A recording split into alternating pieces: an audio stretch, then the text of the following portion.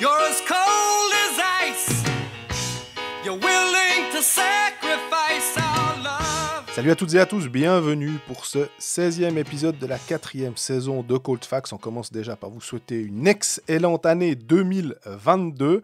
Et on commence par l'annonce du retour à Zug de Gregory Hoffman, qui a donc décidé de quitter Columbus.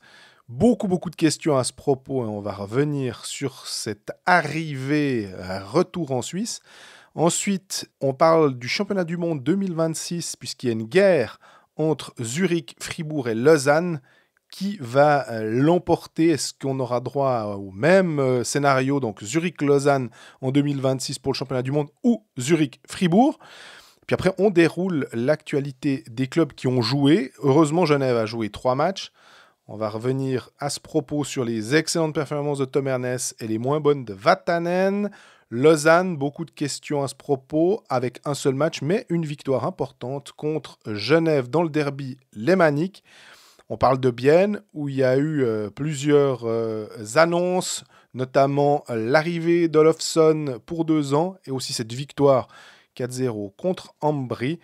On passe ensuite à Fribourg, qui a joué un match, mais c'était le 2 janvier. Et puis après, on termine avec quelques nouvelles d'Ajoie. Et puis aussi, on revient sur l'actualité de la National League ces dernières semaines, vu qu'on était en pause.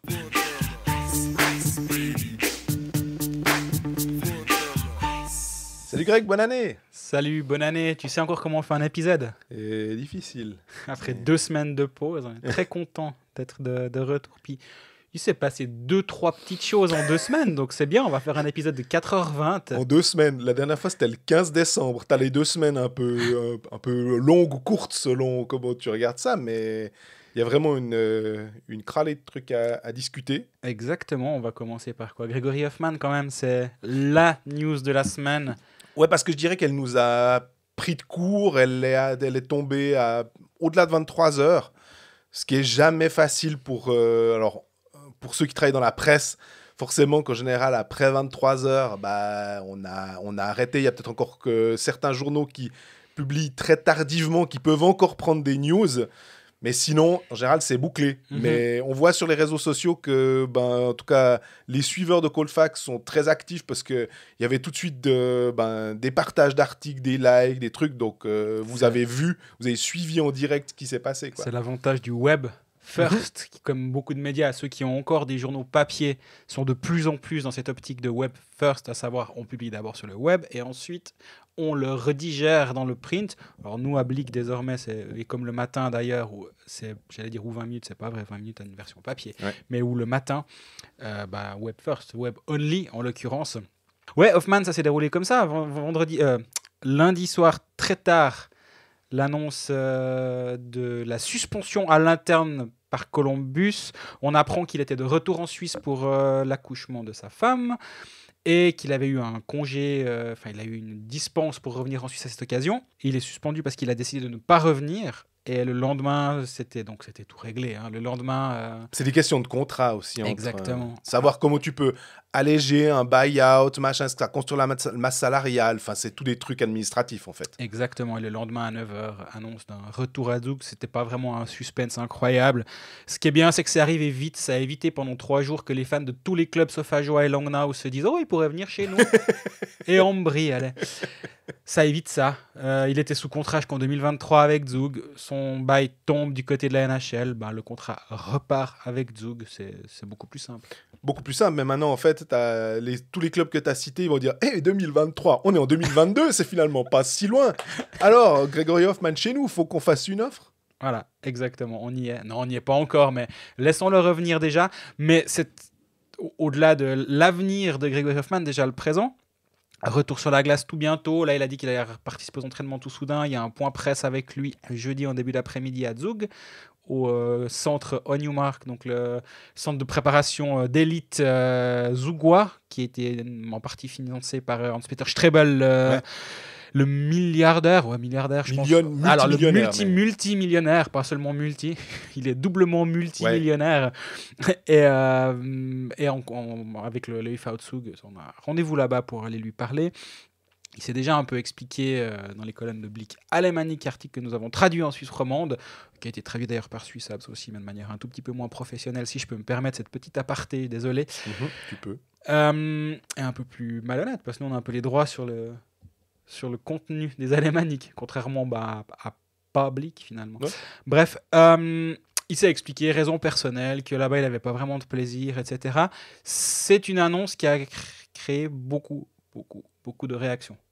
Ouais, des réactions qui m'ont... Alors, pour les réactions négatives, ça m'a ébranlé dans le sens où je trouve que c'est d'une violence, dans certains cas, pour dire à quel point c'est un... Comment dire, un poussi, pour reprendre des termes que j'ai lus sur les réseaux sociaux. Donc, pour dire que c'est un peu... qu'est-ce qu'on pourrait dire, une chochotte ou un type qui est tout mou, oulala, il y a de l'adversité et tout. Est-ce on a le droit quand même de se mettre à la place de l'être humain avant le joueur, puis de dire que c'est quand même sa vie, puis que s'il a envie de faire encore ce qu'il veut, il a le droit, puis que s'il n'a pas envie de jouer en NHL, que les personnes qui sont, je sais pas moi, à Bienne, à Lausanne, à Genève, à Fribourg, ou dans leur canapé, qui se disent, je sais pas, ça leur change leur vie, qu'en fait, lui puisse être en première ligne à Columbus, ou en 4e ligne à Vegas, ou n'importe où, ou en première ligne à Zug, ou sur le banc, ou qu'il arrête, n'importe quoi. Je trouve que là, il y a certains qui perdent le sens des réalités à un moment, qu'on peut quand même penser aux joueurs d'abord. Et à Je suis l'homme. d'accord, on pense à si on met l'aspect humain de côté, parce qu'il vient d'avoir un enfant, alors il paraît que quand on n'a pas d'enfant, on peut pas comprendre, donc on peut pas comprendre, mais toujours est-il que j'imagine que ça change 2-3 trucs dans ta vie et dans ta tête. Ceux qui ont des enfants doivent sûrement confirmer, et les gens dans notre entourage qui en ont me le font dire, disons. Alors oui, il y a cet aspect-là, évidemment. Maintenant, moi, il y a quand même un point où je rejoins le fond, mais absolument pas la forme. Qu'est-ce qui a changé entre le moment où il signe son contrat en juin-juillet et maintenant? Finalement, la situation qu'il a aujourd'hui, elle a accouché sa femme d'une petite fille, comme il l'a annoncé à mon collègue Dino Kessler. Jamie Lee Hoffman. Hoffman, on n'en sait rien d'ailleurs, peu importe. Jamie Lee, en tout cas, ça en est sûr. Voilà, elle était déjà enceinte, sa femme. C'était déjà sa réalité, où ça allait être sa réalité. Il le savait, il n'y a pas quelque chose qui a changé. Columbus était déjà dans une partie de pays qui n'est pas forcément la plus folichonne d'Amérique du Nord. D'ailleurs, il s'en est pas vraiment plaint. Il disait que c'était une petite ville assez chouette. Les États-Unis ne se sont pas éloignés de la Suisse depuis. Enfin bref, moi je comprends quand même qu'on se dise, ouais, mais bon, au bout de 6 mois, en plus il a quand même 7 points en une vingtaine de matchs. Ouais. C'est pas comme si il cherchait sa première passe décisive. Il a eu des moments assez... Il a été mis en avant quelques fois, il a joué un peu de powerplay. Alors oui, de temps en temps il était en tribune, de temps en temps il a eu des moments un peu plus difficiles. Mais je me dis quand même, quand tu reviens au bout de 6 mois, on est en droit de se poser la question. Alors, fallait pas partir dans ce cas-là. Et si c'est pour revenir aussi rapidement à la maison, maintenant, moi, je remets pas en cause le fond. Il a tous les droits, comme tu l'as très, très justement dit. Mais il souffre, je pense, aussi un peu d'une image qu'il a eue par le passé à cause d'Arnaud Delcourteau, on va pas s'en cacher. Mais Arnaud Delcourteau, lors de la légendaire interview des spaghettis dans les couloirs de la Resega, où il le force à dire qu'il quitte Davos pour Lugano pour la ragazza, donc pour sa copine de l'époque. Il le force à donner la raison, en fait, du truc. Et on voit que c'est le gamin qui a pris la main dans le pot de confiture, puis... Donc il quitte Davos pour retourner à Lugano pour sa copine. Et du coup, dans l'imaginaire collectif, c'est quand même ça. C'est, Hoffman, il va où sa femme veut, sa copine veut. Et du coup, maintenant, quand il rentre... sa pauvre femme et sa pauvre fille, elles en ramassent aussi un petit peu. Genre, voilà, c'est nouveau à cause d'elle, et ci et ça. Il y a ce passif-là qui joue, à mon avis, dans la virulence des réactions. C'est que les gens se rappellent de ça. Et ça n'a pas dû jouer en sa faveur. Maintenant, moi, je suis content de revoir Grégory Hoffman sous nos latitudes. À 15 millions. Les latitudes sont un petit peu les mêmes. À Hockey Manager. Là-bas, oui. Oui, 15 millions, c'est qu'à Hockey Manager. Parce qu'on a... J'espère que personne n'a oublié les joueurs que c'était la saison dernière. J'espère que personne n'a oublié ce dernier but avec Zug contre Genève, où il a des fusées aux pieds. Les défenseurs genevois ont l'air quand même un tout petit peu à la peine. c'est toujours le même joueur qui va revenir, c'est la même explosivité, c'est le même sniper. On a un Kovar qui est bon depuis le début de saison, mais c'est pas Yann Kovar. Maintenant, on aura le duo Kovar-Hoffman qui va recommencer son truc. J'ai envie de dire la triplette avec Simeone en plus. Simeone de retour. C'est assez excitant d'un point de vue championnat de Suisse. Les cartes ont été redistribuées quand même parce que oui, Zug a 5 étrangers maintenant, il va devoir en laisser un tous les soirs sur le banc. Qui ce sera? Bonne question, parce que Kovar, c'est premier nom sur la feuille comme d'hab. L'un des deux défenseurs étrangers peut-être, mais en même temps, ils ne sont pas si profonds derrière. Non. Avec les départs de Diaz et Alatalo, il a quand même fallu un petit peu renforcer derrière. Ces deux gars, en fait. Finalement, il y avait encore Geiser qui était parti, donc voilà, Klingberg ou Lander. Et Lander, il est terriblement fort. Klingberg, on n'en parle pas. Ça, je dis, ça brasse les cartes à tout point de vue. Disons aussi pour Zug, c'est pas que dans le championnat, on n'est pas en train de dire on peut donner la coupe à Zug, parce qu'il y a des questions qui vont devoir se poser là-bas. Mais tu préfères être dans cette configuration-là plutôt que de te dire j'ai un effectif court, je sais pas si j'arrive à mettre 12 attaquants sur la feuille. Disons que là, si tu dois choisir entre... c'est pas la peste et le choléra, c'est plutôt entre deux super joueurs. Donc, même en play-off, tu peux imaginer qu'il y en a un qui est un peu plus frais au bon moment. Donc, c'est pas un problème. Il y a une question. Enfin, il y en a beaucoup, évidemment. Il y en a énormément qui nous posaient la question sur la situation de Gregor Hoffman, ce dont on est en train de parler en ce moment.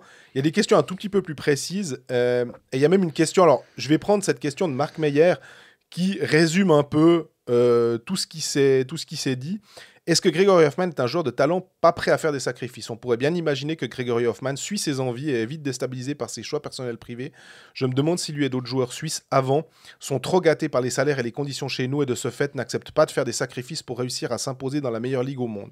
Ça me fait penser à cette interview d'après-match à Davos quand il avoue les raisons de son départ de Davos pour Lugano pour retrouver sa copine. Il avait 22 ans à l'époque. Je sais qu'il est difficile pour vous de parler d'un tel joueur, surtout qu'après il risque de ne plus venir parler si on remet en question ses choix, mais il y a vraiment un problème avec ces jeunes joueurs de talent. 29 ans, un jeune, je comprends à 22 ans. J'ai parlé de Hoffman, mais ce n'est rien de personnel. On aurait pu commencer par Risen et Fonarx. Merci pour votre émission. Restez ouvert à tous les sujets et continuez de débattre. C'est ça qui la rend intéressante. Et il a même mis la fameuse interview, le lien YouTube pour l'interview. D'Arnaud, exactement. Déjà, oui, effectivement, je trouve que c'est un résumé de la situation qui est assez bon et qui est finalement assez correct dans le fond. Justement, il n'y a pas de jugement. C'est un fait. Moi, je me mets à la place d'un joueur, ou mettons-nous à la place d'un joueur, avec l'augmentation des salaires, tu te retrouves à 22 ans et on t'envoie des 300-400 000 francs à la tête, voire plus, surtout si tu es un joueur de ce niveau-là. Si tu reçois 5 ou 600 000 francs en Suisse à 22 ans, puis tout à coup, et je dis pas que je compare pas à Hoffman, parce que justement, lui, il est parti dans une autre partie, à un autre moment de sa vie. Mais à 22-23 ans, et sur la thématique là, je suis d'accord. Tu as 3, 4, 500 000 francs qui tombent sur ton compte en banque toutes les années. Tu as 50 000 francs par mois où on te dit tu vas signer un contrat two ways en Amérique du Nord. Si tout se passe bien et si tu fais ta place dans l'alignement, tu as grosso modo 800 000 francs, 800 000 dollars brut. Tu divises par 2 pour avoir du net. C'est vraiment si tout se passe bien. Donc si tout se passe bien, tu as moins d'argent qu'en Suisse. Et si tout se passe mal, à savoir que tu es envoyé en AHL, tu as 80 000 net. Brut, pardon. Que tu divises par 2. Alors oui, après, c'est un peu de l'argent de poche pour ces joueurs, parce qu'après, je connais pas les avantages en nature, on va dire, en termes d'appartement, etc. Bref, c'est un détail. D'un côté, on te propose 50 000 francs par mois. D'un autre côté, on te donne 40 000 francs par année. Moi, je comprends. Au bout d'un moment, si tu n'es pas sûr d'avoir ta place, si tu n'es pas Timo Meyer, qui est drafté top 20, top 10 même, et qui va faire des millions de dollars là-bas, tu es en Suisse, tu as ce confort-là, c'est difficile de partir, et c'est difficile, je pense, surtout de rester. Pas de dire, non, mais j'y vais, je tente ma chance. Mais au bout de 6 mois, quand tu vois que c'est difficile, que tu es un parmi tant d'autres, qu'il faut faire les efforts supplémentaires pour accepter, et dans le même temps, tu as ton agent qui dit si jamais en Suisse, on vient de me rappeler, il y a là, et qui te veulent, il n'y a pas de problème. Et à chaque fois qu'on a parlé de Yannick Weber, on a mis en avant le courage du gars qui, chaque année, se remettait en danger. Alors, au bout d'un moment, il a quand même gagné pas mal d'argent, hein. Mais quand même, il acceptait de rester tout le temps là-bas, au forceps, de passer de défenseur offensif qui joue en powerplay à pur défenseur défensif à Nashville qui signe un contrat à la toute fin de la free agency. Ouais. Ben, ça demande une force de caractère, ça demande une envie de faire des sacrifices. Alors après, Weber était à plus de 30 ans. Un joueur de 22-23 ans, on peut mettre en avant un Damien Ria aussi qui est parti et qui est assez rapidement revenu, mais il y en a plein qui sont dans ce cas-là, et moi je le comprends. Enfin, honnêtement, là aussi, on parle pas forcément que de hockey et de mettre le puck au fond d'un but. On parle de ta vie et d'assurer ton... On dit tellement souvent que la carrière des hockeyeurs est courte, que ça peut s'arrêter du jour au lendemain. Il suffit d'une mauvaise charge, il suffit de croiser... Marc Barberio, non je rigole. Il suffit d'une mauvaise charge, il suffit de quelque chose.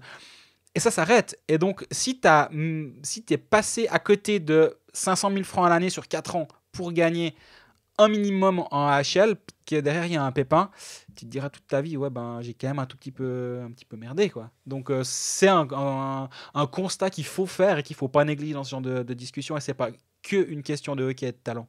Il y a une question d'Eliott Duplan. Est-ce que, selon nous, est-ce qu'il a une chance de retourner en NHL? J'ai l'impression qu'il a été assez clair, finalement, dans son interview avec Dino Kessler, de dire que la porte elle n'est jamais fermée, mais dans son esprit, en tout cas, c'est bon, il avait tenté le truc.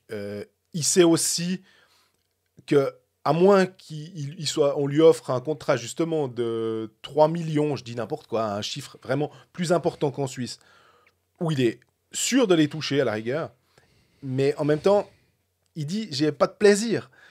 À la rigueur, lui, il a envie de jouer, de marquer des goals.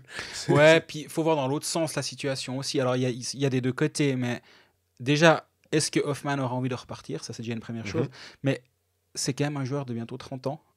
De le signer de la part de Columbus, c'était quand même un risque. Tu signes pas un prospect de 19 ans que tu vas développer dans ton organisation, puis tu sais que ça va prendre 3-4 ans. Non. En le signant, tu t'attends à avoir un joueur accompli, à avoir un joueur potentiellement d'impact. C'était pas le cas, ça s'est pas passé comme prévu. Quoique, encore une fois, 24 matchs, 7 points. Il partait sur une saison à une grosse vingtaine de points. C'est loin d'être dégueulasse. Hein.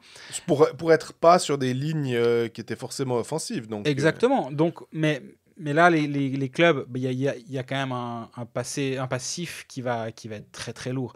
Donc, admettons que Hoffman décide de retenter sa chance en Amérique du Nord.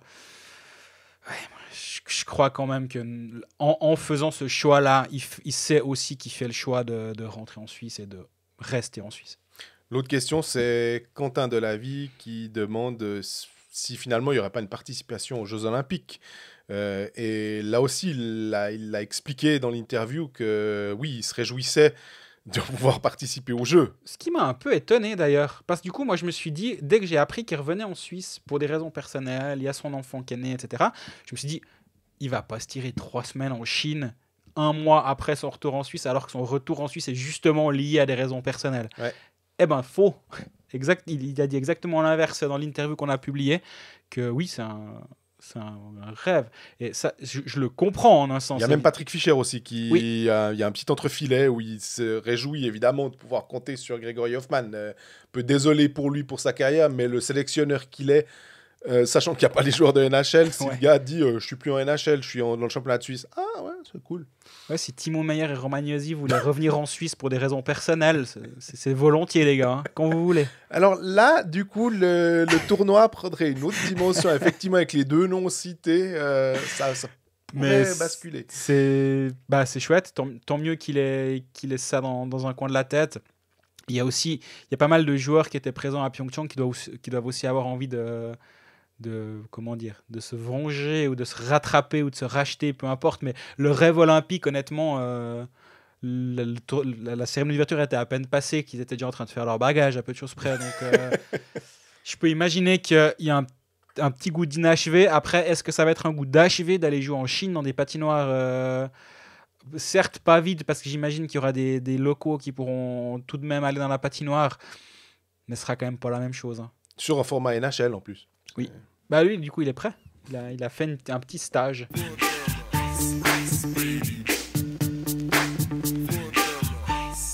Deuxième sujet qu'on voulais aborder avant de parler plus précisément des clubs, c'est le championnat du monde 2026. Comme vous le savez, en plus, nous, on devait être présents à Zurich. On avait réservé nos hôtels et tout pour le championnat du monde 2020, puisque la Suisse était censée jouer à Zurich. Le Covid a fait que ça a été reporté, enfin que ça a été même annulé, et que la Suisse a tout de suite fait acte de candidature, et c'est normal. On va dire que l'IAHF, il y a un certain tournus, étant donné qu'on ne va quasiment jamais en Amérique du Nord. C'est toujours tous les 10 ans, en gros, Suède, République tchèque, Finlande, Russie, Suisse font partie de ces pays qui tournent pour qu'il y ait à peu près tous les 10 ans, 10-12 ans, un grand événement du hockey mondial dans le pays. Et ce qui est sorti, c'est que visiblement, la candidature serait pour 2026 toujours Zurich. Alors, il y a la nouvelle patinoire qui, entre-temps, existera, la Swiss Life Arena, à la place du Hallenstadion, et que ce ne serait pas la Vaudoise qui serait choisie, mais la BCF Arena. Et du coup, ça fait beaucoup discuter. Il y a eu des rumeurs comme quoi, forcément, que René Fasel, en tant qu'ancien président d'IAHF fribourgeois, aurait poussé pour que ce soit Fribourg plutôt que Lausanne. Et puis à Lausanne, forcément, ça passe très très mal. Et je dirais, avant de te passer la parole, que c'est pas une question d'être pro-lausannois, pro-fribourgeois et tout. De mon point de vue, tu redonnes simplement à ceux qui étaient... Si c'était Lugano-Bâle, tu redonnes à Lugano et Bâle, et puis basta, en fait. Complètement. Surtout que c'est 2 ans après la candidature, donc après le moment où la patinoire était censée être... Comment dire, digne d'accueillir un championnat du monde. C'est pas la Bossart Arena, et 10 ans après, ils sont déjà en train de se dire il faut commencer à refaire un petit anneau parce qu'elle est un peu petite, elle est un peu ci, elle est un peu ça. Alors que j'adore la Bossart Arena, mais 10 ans après, tu réévalues ta patinoire et puis elle devient gentiment outdatée. C'est pas le cas de la Vaudoise Arena. Mais alors déjà, juste pour commencer par une chose, donc tu l'as très justement dit, au bout du compte, nous, en tant que suiveurs de hockey, il faut qu'il y ait une place, il faut qu'il y ait des matchs en Suisse romande. Les 2 dernières fois où ça a eu effectivement lieu, c'était 2009, c'est Berne et Zurich, et c'est 98, c'était Bâle et Zurich. Là, ils avaient fait le pas de venir en Suisse romande avec Lausanne. Il y avait une patinoire flambant neuve, c'était complètement logique de le faire. Auparavant, j'entends, entre Malais, les Vernets et puis la BCF Arena, Saint-Léonard, faut être sérieux, quoi. Ça n'avait aucun sens. Mais là, avec la Vaudoise, c'était clairement logique. Il reste en Suisse romande, donc déjà ça c'est une bonne chose. Maintenant, moi l'histoire de René Fasel, honnêtement, entre la candidature suisse et la candidature kazakh, moi si j'étais les Suisses, je me méfierais de René Fasel plutôt que de le prendre comme un allié. Je pense que s'il peut envoyer les mondiaux au Kazakhstan, il le fait avant la Suisse. Et il pourrait nous couler. Alors je rigole, mais à moitié. Non, si ça se trouve, ils ont des patinoires, ils peuvent en construire d'ici 2026 et en construire 2 flambant neuves. Puis d'un point de vue de l'IAHF, te dire, ouais, mais écoutez, elles sont les 2 à Nur-Sultan, par exemple. Parce que maintenant, en plus, les noms ont changé. Il y avait Astana, Almaty. Je t'avoue que... Mais il y a des villes qui peuvent complètement accueillir ça. Ils font des machins. Dernier cri, ça a coûté des centaines de millions. Rien à foutre, c'est bon. Il y a des problèmes dans la rue, il y a des émeutes, mais on est allé à Minsk, il n'y a aucun problème. Donc, l'histoire de Fasel, j'y crois pas. Par contre, il doit juste se taire, en fait, René Fasel, au bout d'un moment. Et moi, c'est ça qui m'énerve presque le plus dans cette histoire. C'est qu'il donne son avis à gauche, à droite, et puis tu dois juste... Il est gentil quand tu l'appelles. Mais oui, c'est ça. Mais en tant que René Fasel, tu dois juste dire... Les gars, je suis fribourgeois, donc dans un dossier pareil, vous vous doutez bien où est-ce que j'aimerais que le mondial ait lieu. Maintenant, c'est pas mon rôle, c'est plus mon rôle, j'ai rien à voir là-dedans. Voilà, vous regardez avec quelqu'un d'autre. Mais non, il doit donner son avis. Il raconte que c'était à Watson, sauf erreur, qu'avec Lausanne, c'était compliqué, l'organisation 2020. Après, c'est à moitié rétracté dans la liberté. Alors moi, nous, on a un peu emprunté derrière pour juger les propos de quelqu'un qu'on n'a pas eu de première main. Est-ce que Watson a exagéré ses propos et donc les a sortis du contexte? Est-ce qu'il s'est rendu compte que ses propos, c'est pas du tout Jean de Fasel, ses propos qui vont trop loin puis qu'après il doit rétro-pédaler. Est-ce qu'il s'est rendu compte de ça puis là il rétro-pédale? Pour ceux qui auraient peut-être pas la référence à ta blague, c'est un peu l'histoire des 2 Corées, effectivement, où aux Jeux Olympiques à Pyeongchang, malheureusement, il avait dit il faudrait quand même pas être trop méchant pour le hockey féminin, que ce serait peut-être bien de ne pas leur flanquer une dérouillée. Et Oui. que ça, tu peux pas. C'est le sport, ma foi. S'il y a 10-0, il y a 10-0. Mais oui.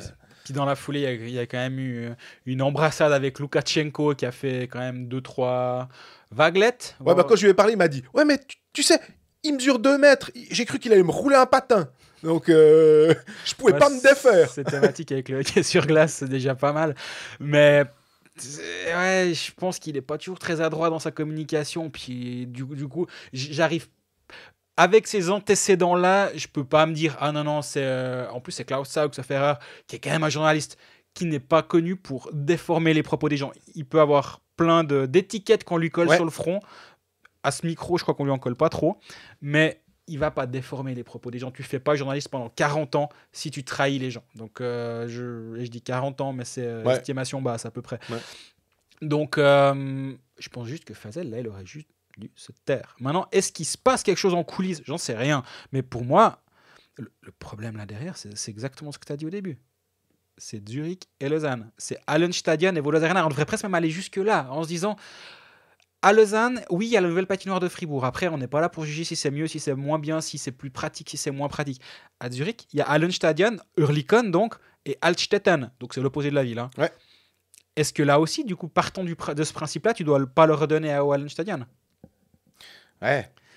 C'est la même configuration, parce qu'honnêtement, Oerlikon, Altstetten, je pense qu'il y a les mêmes clochers qui s'affrontent. Parce que le Hallenstadion a refait acte de candidature. Hein. Ouais.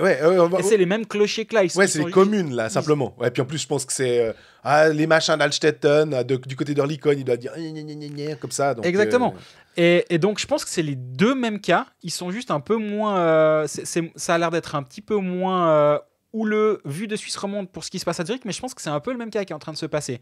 Maintenant, ouais, moi, je comprends le courroux lausannois. Et ils ont toutes les raisons d'être agacés. De ce que je sais. Et je suis en train d'essayer d'investiguer un petit peu là-dessus aussi. Mais 24 heures a déjà fait pas mal le job, je dois dire, ce mercredi matin. Je vous conseille d'aller lire ce papier. Ça ferraille en coulisses très très fort actuellement. Les politiques lausannois acceptent pas ce choix. Ville olympique, plus grande ville, meilleure capacité immobilière hôtelière. Ouais. Et j'entends, hein, c'est complètement juste. Au bout d'un moment, il faut être clair. Lausanne est une plus grande ville, est une ville qui a à tout ça. Après, j'entends aussi à plus grande patinoire, mais ça, à la limite, on s'en fout un peu. Dans le sens où il y a toujours le hub central où tu as l'équipe haute, donc la Suisse qui sera à Zurich, c'est une évidence. Quoique, mais 99% sûr, ce sera à Zurich. Ouais. Je dis 99 parce qu'on n'est jamais trop péremptoire à ça. Ouais. Mais là en l'occurrence, on avait déjà eu cette discussion avant le championnat du monde 2020. On disait, mais pourquoi il n'y a pas le hub en Suisse romande? Puis c'est même pas discutable. Donc, en deuxième hub, d'avoir une patinoire de 9000 places comme à Fribourg, ce sera un petit peu moins, du coup, j'imagine, en capacité assise, mais de 8000 et quelques. Ça va aller très bien, hein. Il n'y aura pas de souci de remplissage. Ça, pour moi, la taille de la patinoire n'est pas un argument. Je pense que le principal argument qui peut plaider en faveur de Fribourg, mais pas contre Lausanne, parce que ça, je ne me rends pas compte, c'est la place autour de la patinoire pour l'infrastructure. On sait qu'un championnat du monde, tout autour, ça demande de la place pour des tentes, pour des salles de presse, pour des machins. À Lausanne, autour de la Vaudoise Arena, c'est un peu plus étriqué. Par contre, est-ce qu'il y a plus de place à l'intérieur qui permettrait de compenser ça? Honnêtement, j'en sais rien. Mais ce qui se trouve actuellement, et c'est là où Lausanne va vraiment ferrailler, c'est qu'ils vont vouloir comprendre pourquoi leur dossier, qu'ils ont déjà pas aimé devoir à nouveau présenter en disant les gars, vous nous l'avez donné il y a 2 ans. On n'a rien changé. C'était du plug and play, quoi. Notre dossier était prêt, le mondial était prêt, il n'y avait plus qu'à tout envoyer. Donc, pourquoi on doit recandidater? C'est vrai que c'est quand même problématique, ça fait perdre du temps à tout le monde, ça fait perdre de l'argent à tout le monde. Maintenant que tu veux les mettre en concurrence en disant mais attends, la donne a changé avec Fribourg, je peux l'entendre. Mais alors dans ce cas-là, il faut que la candidature qui est choisie, et si Fribourg est choisi, parce qu'encore une fois, hein, pour l'instant ils attendent la signature des contrats fribourgeois, et donc ça peut encore bouger, mais si une candidature est préférée à Lausanne, alors il faut être clair. Pourquoi? Quels ont été les arguments? Quelles ont été les raisons? Et la fédération va devoir être très transparente et très claire sur pourquoi ils ont choisi Fribourg au détriment de Lausanne. Et sans ça, ça va gueuler encore un sacré moment, c'est clair.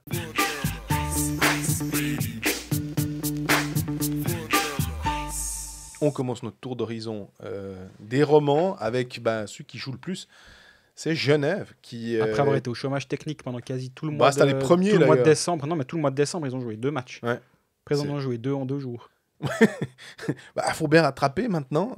Puis ça marche pas trop mal parce que à part cette défaite contre Lausanne dans le derby lémanique, c'est 6 victoires, quelque chose comme ça. Donc, 6 victoires en 7 matchs, exactement. mais si on reprend, parce que les autres, comme tu disais, c'est assez vieux, on va déjà se concentrer sur 2022 et dire que autant Tom Ernest est éblouissant, autant Vatanen, des fois, il nous fait peur. Ouais. Il patine un peu, notre ami Ari Vatanen, l'ancien pilote de rallye. Là, les gars, c'est 1980, là. C'est... Ouais, j'étais même moi pas né à peu près. Donc, Avec une vieille Peugeot. Donc, Sami Vatanen est un petit peu aux fraises, mais malgré ça, offensivement, il amène toujours. Enfin, c'est un peu frustrant parce que tu vois tout ce qu'il peut t'apporter. Ouais. Et parfois, il marque contre Davos, d'ailleurs. Ouais, puis de temps en temps, il fait n'importe quoi en zone défensive à la relance et il patauge. Voilà, bref. Mais ça n'en rend Tom Ernest que meilleur parce qu'il faut quand même on se rend pas compte, je pense, qu'il est en train de faire, mais il a déjà 35 passes décisives depuis le début de saison. C'est hallucinant. Non, mais deuxième compteur du championnat. Pour moi, c'est de notre vivant, on va dire, parce qu'il y a eu Wilson à Davos dans les années 80 qui était sur une autre planète. Mais c'est du Nouméline dans le texte qu'il est en train de nous faire. Exactement. J'avoue qu'au moment où Nouméline était au sommet, donc milieu des années 2000, avec Lugano, je me souviens pas défensivement s'il savait comment s'appelait son gardien, si de temps en temps il allait en zone défensive ou pas. Mais en plus, Tom Ernest, il est là. Ouais. C'est ça qui est vraiment impressionnant avec lui. Et ouais, 8 buts, 35 passes décisives. Seulement avec ses assists, il serait dans le top 10 des compteurs.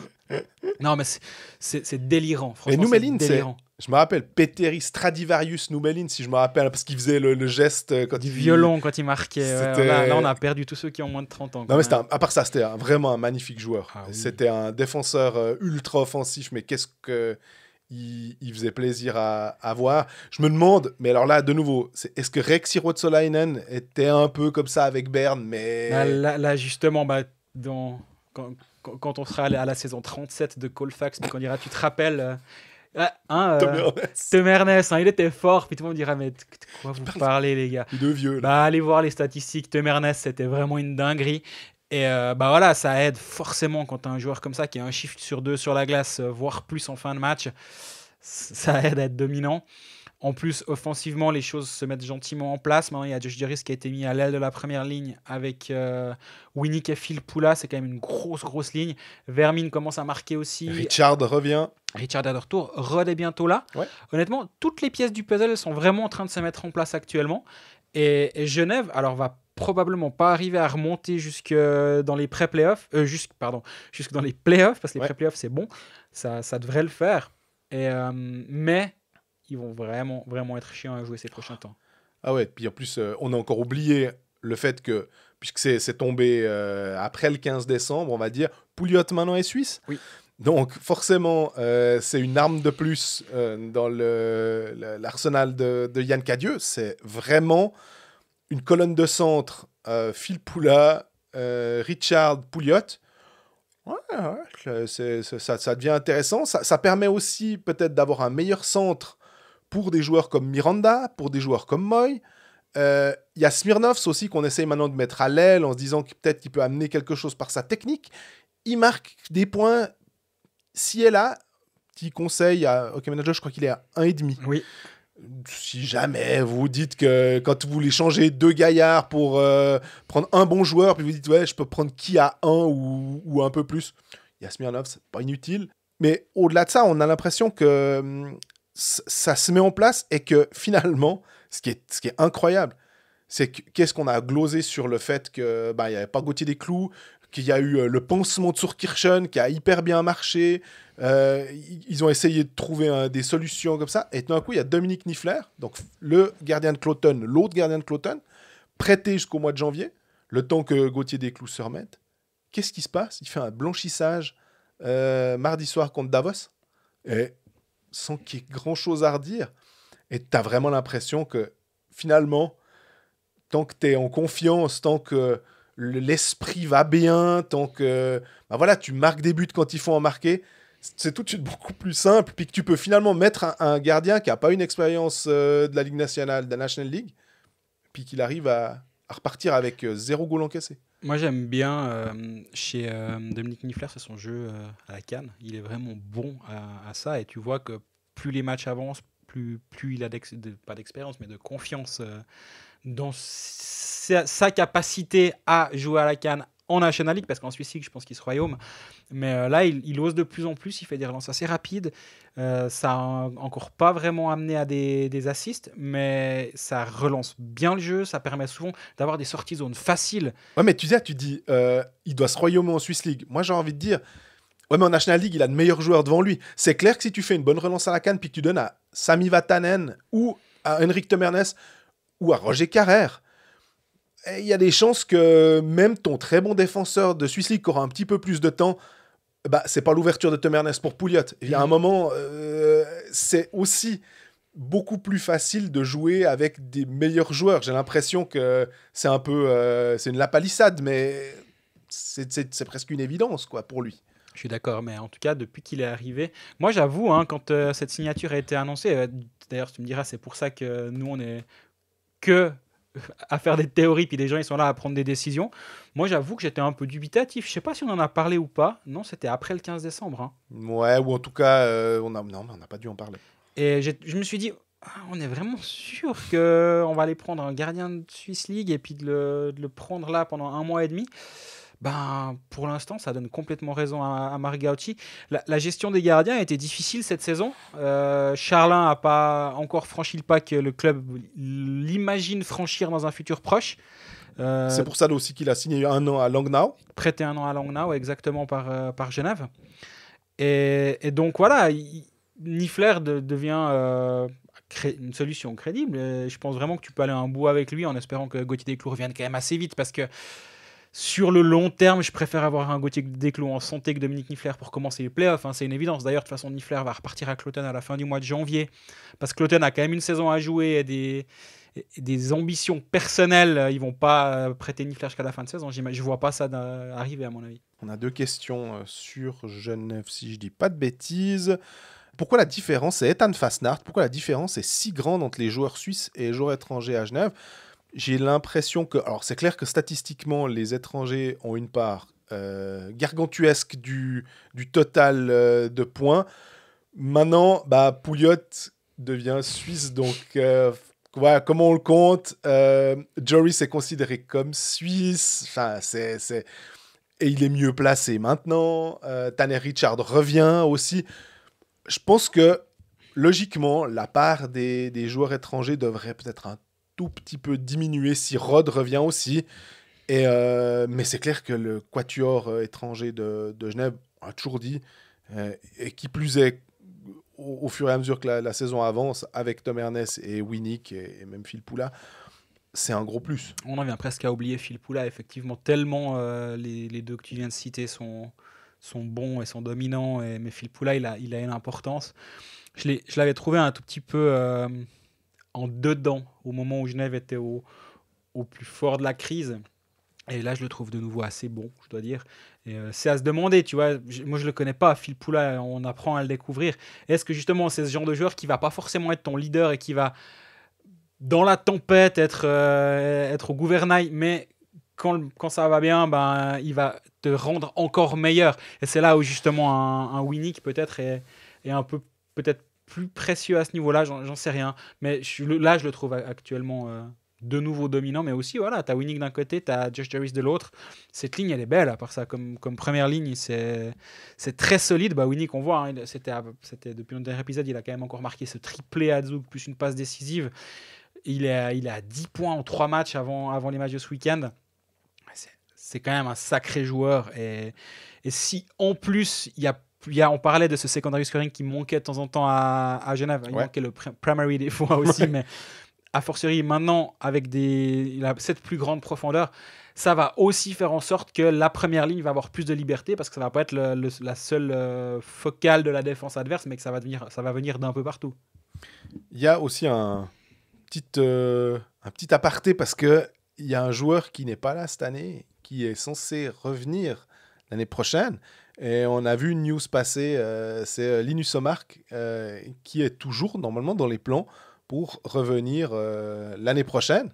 Et à 6 étrangers, en tout cas 5, ça c'est sûr, 6 très vraisemblablement, si tu rajoutes encore. C'est ton 6e étranger, ça Bah, Phil Poula avait signé un contrat d'une année, et justement, Absolument. c'était très intelligent de la part de Genève d'avoir ça pour pouvoir éventuellement absorber le retour de Linus Omark. Mais moi, j'ai l'impression que tu es assez au courant, mais Linus Omark, jusqu'à preuve du contraire, il devrait revenir normalement. Jamais douté de ça. Ça veut pas dire que ça va arriver, mais j'en ai jamais douté parce que comment dire, dans ce milieu des Pinocchio du hockey, il y a certains moments où on te fait comprendre que ce qu'on te dit, c'est la vérité, mais qu'il y a des histoires qui vont au-delà du hockey, qui vont au-delà de la glace. Et quand quelqu'un te dit, voilà, la situation est la suivante, il ne revient pas parce qu'il a quelqu'un à soigner à la maison, parce qu'il y a des problèmes personnels qu'il doit gérer. Voilà les problèmes personnels, voilà ce qu'il en est, voilà pourquoi on a proposé de postponer d'une année sa dernière année de contrat. Il l'a accepté, il se réjouit de revenir. Tu peux pas tout raconter l'histoire. J'ai d'ailleurs jamais raconté. C'est sorti un petit peu à gauche à droite. Lui-même en a parlé, mais peu importe. Voilà pourquoi. Et si ces problèmes sont réglés, il reviendra. Il nous l'a promis. Ça veut pas dire qu'il reviendra. Il a promis de revenir et l'histoire est la suivante. Après, quand on te la donne comme ça, tu as 2 choix. Soit tu dis, de toute façon, on nous ment tout le temps. On cherche le complot partout et puis on se dit, on essaie de C'est nous très 2021-22. Absolument, on essaie de nous avoir, etc. Mais soit tu dis, on m'a fait confiance, on m'a raconté une histoire et moi, à moi de voir si je peux faire confiance à cette personne. Oui, je lui ai fait confiance. Il s'avérait que c'était le bon choix. Tant mieux. À l'avenir, je continuerai de lui faire confiance. Si on m'a enflé, je m'en souviendrai. Mais là, moi, j'ai aucune raison de douter de ça. Et ça me fait penser au départ de Gert Senezern, où là aussi tout le monde avait rigolé, il s'est fait virer, mais on n'ose pas le virer, voilà pourquoi il est parti, alors il annonce qu'il part, puis là aussi on te raconte une histoire, on dit voilà l'histoire de Gert Senezern, voilà pourquoi il a décidé de descendre du banc d'entraîneur, parce que, puis là on te l'explique, puis on dit c'est une histoire d'homme, c'est pas une histoire, je crois d'ailleurs j'avais fait un commentaire à ce sujet dans le matin, j'avais titré une histoire d'homme, si je me rappelle bien, et j'avais un peu dit que vous verrez, il sera encore dans l'organisation dans un moment où il est là. Ce qu'on nous a raconté à l'époque était la vérité. Ouais. Très souvent, on nous ment parce qu'on ne peut pas tout nous dire, parce que des fois, on préfère nous cacher certains trucs, parce qu'on est aussi là pour fouiner, il ne faut pas se cacher.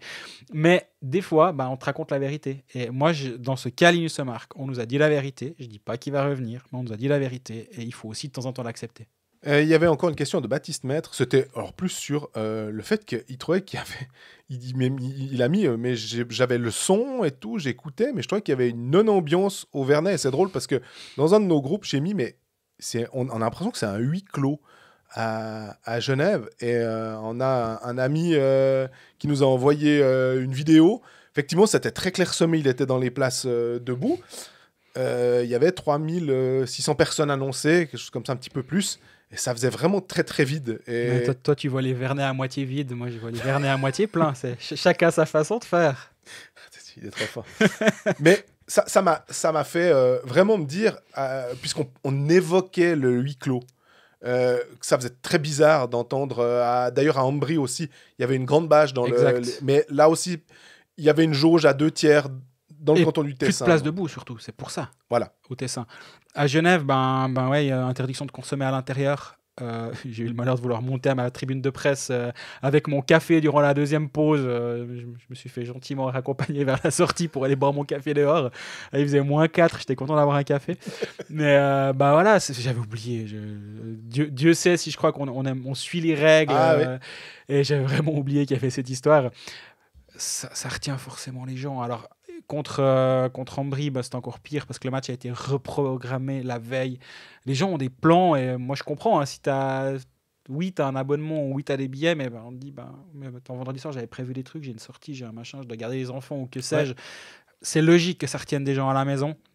Et après, si tu rajoutes le fait qu'il n'y ait pas de buvette, que tu peux pas aller boire avec tes amis avant le match ou pendant le match, que tu dois mettre le masque, que les ultras sont pas là pour chanter. Les ultras, ils sont bien pratiques quand ils chantent, mais tout le reste, on essaie de les cacher sous le tapis. Mais là, on voit quand même l'intérêt d'un public qui chante.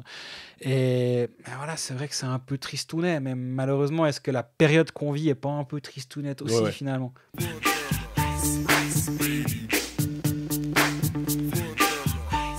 Quelque chose de moins tristounet, le Lausanne HC qui commence son année par une belle victoire contre Genève. Justement, on en a parlé un tout petit peu avant, mais finalement assez peu. Parce que justement, Genève gagne plein de matchs. On ne va pas se focaliser sur la défaite. Lausanne gagne 3-1. Un match, j'avais envie de dire sans histoire. Puis après, je me suis rappelé que j'ai fait une grande histoire le lendemain. Donc je dis, je ne peux pas dire un match sans histoire. Mais non, victoire totalement méritée de Lausanne. Il y a eu une péripétie en fin de match que vous avez peut-être suivi ou pas, sur le fait que lorsque Genève avait sorti son gardien, il y a un linesman qui siffle, on me l'a confirmé, un joueur sur la glace m'a confirmé qu'il a sifflé. C'est même plus il a sifflé. Après, ça gueule du côté de Genève, les arbitres maintiennent qu'ils n'ont pas sifflé. Au bout d'un moment, tu fais quoi? Tu dis bon ben voilà, c'est comme ça. Sur les images, les images du coup, mais le son, Ouais. pour moi on l'entend clairement aussi. Surtout, on va aller dans l'ordre. En tribune, j'entends le coup de sifflet. Ça commence par là. 2, un joueur sur la glace qui n'est pas genevois me dit je l'ai entendu. Tu dis bon d'accord. Les genevois disent nous aussi. Pour le moment, c'est pas une voix contre une autre, c'est tout le monde l'a entendu sauf celui qui s'est planté puis qui dit non, j'ai pas sifflé. Quoi, un sifflet? Non. Bref, ça change rien du tout au fait que Lausanne a mérité sa victoire. C'était un bon match, c'était solide. Offensivement, c'était pas brillantissime des deux côtés, mais Lausanne était quand même un petit peu meilleur. Vatanen se plante sur le 2-0. On en a parlé avant de Vatanen. Boson hyper opportuniste. Et après, Lausanne a tenu très bon malgré la réduction du score à 2-1. Derrière, Stéphane, qui faisait son retour, a été excellent. Oui. Donc, tout va bien. J'ai envie de dire, on l'a dit combien de fois cette saison que c'était une belle victoire et que maintenant, il va falloir enchaîner. Alors maintenant, il va falloir confirmer, passer un peu les montagnes russes. Non, mais c'est vraiment... De toute façon, on peut dire ce qu'on veut, on aura tort. J'ai l'impression que de toute façon, c'est impossible à... Vraiment, les honnêtes parieurs, hein, c'est impossible à parier. Déjà, faut pas toucher. En gros, ou alors, si vous voulez vraiment vous faire des sueurs froides en vous disant hey, j'ai trop gagné, là, j'ai envie de mettre un petit peu de suspense avec le truc, je vais mettre quelque chose sur Lausanne. Parce qu'ils peuvent sortir d'un match complet, vraiment précis, bon dans les deux côtés, avec un gardien solide, avec une bonne défense. On se dit, ah ouais, là, maintenant, c'est contre l'équipe X.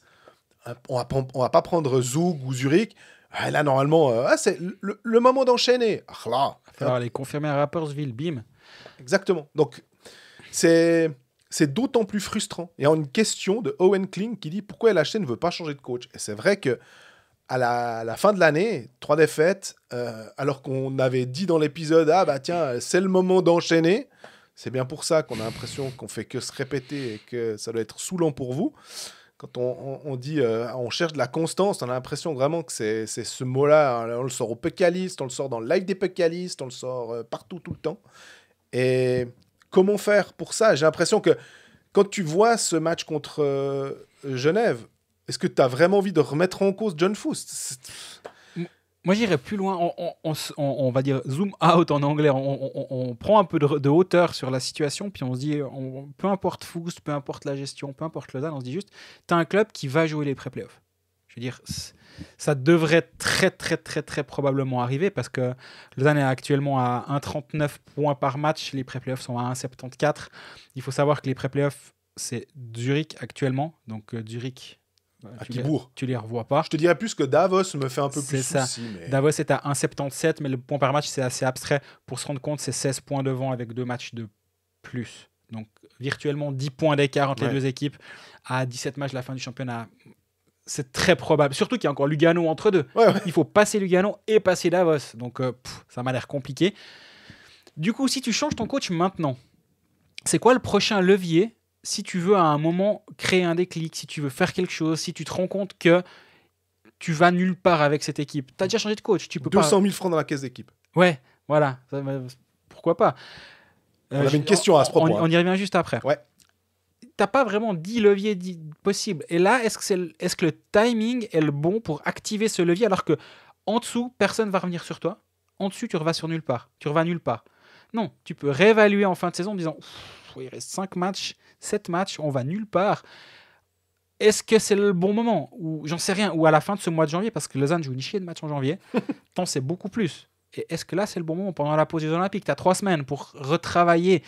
Et du coup, pour moi, le timing aurait été vraiment étonnant. Disons, dans les deux sens. S'il l'avait fait, je me serais dit, ok, j'entends, ça veut dire qu'il voit que ça va nulle part avec lui. Ouais. Mais s'il le garde, je me dis, c'est peut-être aussi parce que le timing n'était pas très bon. D'ailleurs, la pause olympique, qui peut être tout à fait bénéfique, comme tu dis, mais ne pas oublier qu'il y a certains clubs qui vont voir partir, vu qu'il n'y a pas la NHL, alors effectivement, un Martin Gernat, je prends ça, un Ronald Skenins, qui serait de toute façon allé, même avec des gars de NHL, parce que la Lettonie n'a pas autant... D'ailleurs, est-ce que la Lettonie y est maintenant? Je me pose la question. La Slovaquie, je suis sûr. Je crois que la Lettonie... faudrait que... Je dis peut-être de bêtises, mais en tout cas, Gernat, c'est sûr. Frick, peut-être. Enfin, voilà. Berchi. Exactement. Pour bosser, si tu veux vraiment avoir un truc, il te manque 2-3 gars qui sont sur le powerplay. Super pour bosser les situations spéciales et trouver une cohésion.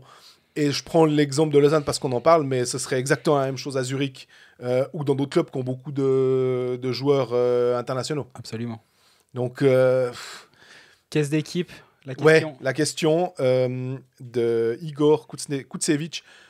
La prime de 200 000 francs de Svoboda, d'ailleurs, il a repris ce qu'il a dû dans ta newsletter. Et alors, 3 questions. Est-ce que c'est normal? Est-ce que c'est éthique? Est-ce qu'il y a eu des précédents? Alors, 3 fois oui. C'est normal? Oui, ça me choque absolument pas. C'est éthique? Qu'est-ce qui l'empêche et qu'est-ce qui le rendrait pas éthique? Est-ce qu'il y a eu des précédents? Les primes, les primes collectives en cas de succès, on va dire, existent.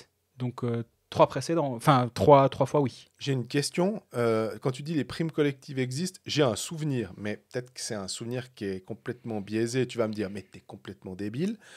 Chris McSorley, finale du championnat de Suisse, défaite 4-3 en finale contre Berne.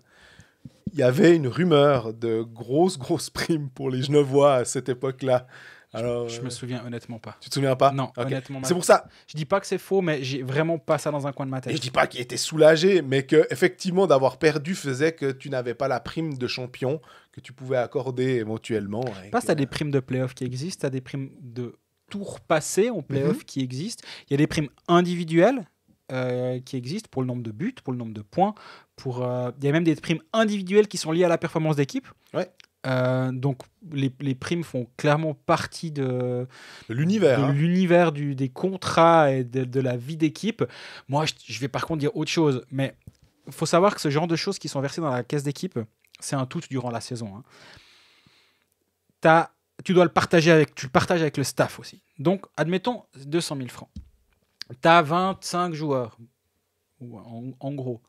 Plus le staff, plus. En gros, tu arrives à moins de 10 000 francs par tête. Alors, pour nous, c'est super. Mais on n'arrête pas de gloser sur les hauts, et pas Andrea, sur les hauts salaires lausannois. Et est-ce que vrai... Alors, c'est un super geste et c'est pas moi qui sors l'argent. Je dis pas du tout ça. Mais est-ce que vraiment, c'est ça qui va faire que les résultats vont être meilleurs? Si la réponse est oui, c'est que tu as un très très très gros problème à gérer. C'est-à-dire que les gars, tu leur mets 8 000 francs devant le nez puis ils jouent mieux. Moi, j'ai un peu de peine à le croire. Par contre, de dire, les gars, je fais un geste. Si ça se passe bien et si on remonte top 5, ce qui m'a quand même l'air compliqué comme pari à prendre, voilà, ce sera votre récompense. Moi, je trouve ça plutôt chouette, honnêtement. Ouais, un peu plus la caisse d'équipe, c'est pour essayer de... on donne quelque chose pour l'équipe, justement, vu qu'on essaye de créer un esprit d'équipe. Après, créer l'esprit d'équipe par l'argent, c'est peut-être ça qui nous surprend, on va dire. Qui a généré la question, si ça se trouve, de... J'ai plus le nom de l'auditeur, je suis désolé. Igor Kutsevich. Donc, c'est plus ça qui fait qu'on se dit, mais ok... Après, effectivement, à 10 000 balles, tu peux aller à Dubaï puis te payer des steaks en or comme...